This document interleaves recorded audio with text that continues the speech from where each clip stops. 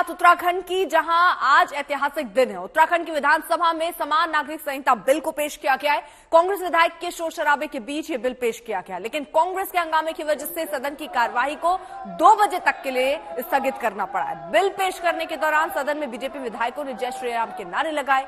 उत्तराखंड के सीएम पुष्कर सिंह धामी के मुताबिक ये इतिहास की एक ऐसी घटना है जो हमेशा याद की जाएगी, क्योंकि आजादी के बाद अब अगर ये बिल यहां लागू होता है, यानी ये कानून बन जाता है, तो उत्तराखंड पहला राज्य होगा जहां पर यूसीसी लागू होगा। लेकिन अभी ड्राफ्ट में कई बातें कही जा रही हैं। 20 महीने की ये मेहनत, 5 सदस्यों की एक समिति बनाई गई थी, 20 महीने का तकरीबन वक्त लगा, और अब ये जो बिल है वो एक ड्राफ्ट जो इसका था वो तैयार हुआ, सरकार की तरफ से उसको मंजूरी मिली और आज टेबल किया गया है।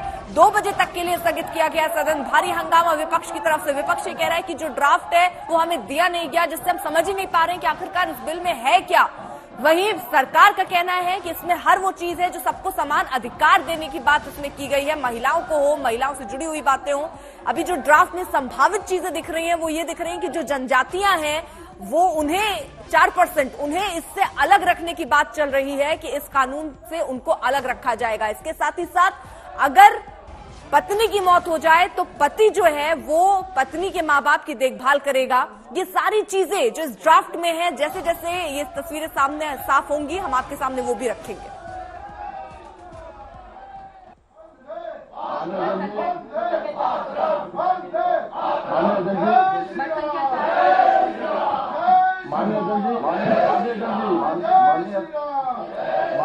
माननीय अध्यक्ष जी, मैं आपकी अनुज्ञा से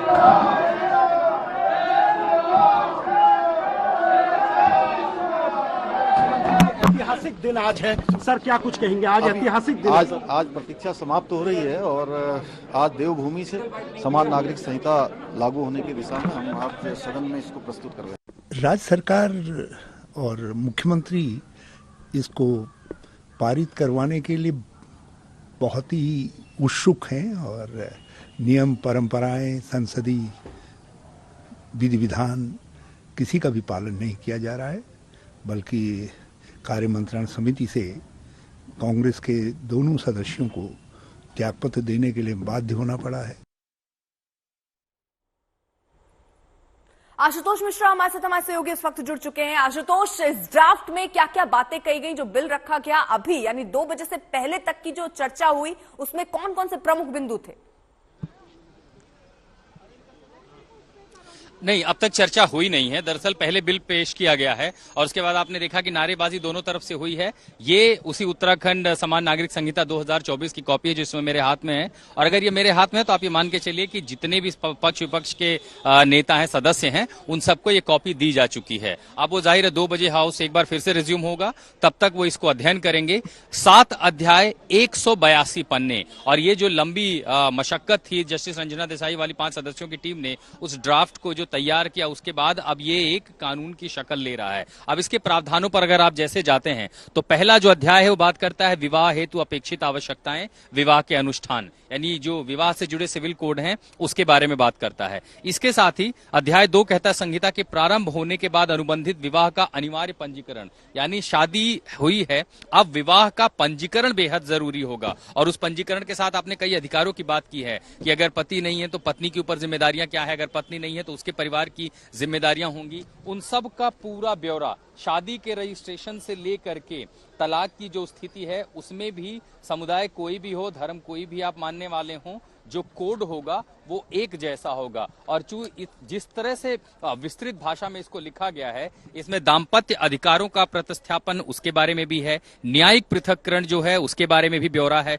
शून्य विवाह, शून्य करणीय विवाह, विवाह विच्छेद, उनकी कार्यवालियों में वैकल्पिक अनुतोष जो है उनके बारे में जिक्र किया गया है, याचिका लंबित रहने पर भरण पोषण और कार्यवाहियों का जो व्यय होगा उस पर भी डिटेल ब्यौरा है, बच्चों की अभिरक्षा, संपदा का व्ययन, यानी हर वो चीज जो एक आम इंसान की रोजमर्रा की जिंदगी से, उसके परंपराओं से, रीतियों से जुड़ा है, उसको अमली जामा पहनाया गया और वो इस 182 पन्नों के कानून के तहत ही होगा। हाँ, अगर इसमें एक्सेप्शन हो सकता है अगर किसी भी क्लॉज में बदलाव होता है, जिसकी फिलहाल संभावना नहीं देखी जा रही है। जहां तक जनजातियों की बात है, देखिए बीजेपी के ज्यादातर सदस्य ये कह रहे हैं कि देखिए चूंकि संवैधानिक रूप से इन जनजातियों को जो संरक्षण प्राप्त है हम उसको नहीं बदल सकते, और इसीलिए इसीलिए जनजातियों को आप धर्म के हिसाब से नहीं दे सकते, क्योंकि मुस्लिम समाज में जो प्रथा चल रही है वो उनकी धार्मिक प्रथा है, उसको कोई कानूनी संरक्षण प्राप्त नहीं है। और इसीलिए जो धर्म के आधार पर ज्यादातर लोग हैं वो पूरे समाज में एक ही संहिता होगी। तो क्या जनजातियों के दिए गए संरक्षण को सरकार छेड़छाड़ कर सकती है? जाहिर है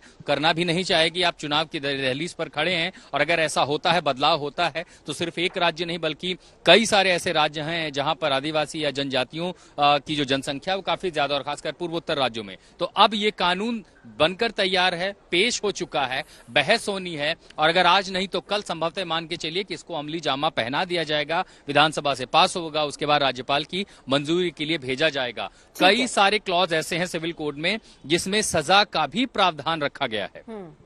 ठीक है आशुतोष, आगे भी आपसे जानकारी इस पर लेंगे। बहुत बहुत शुक्रिया आपका तमाम जानकारी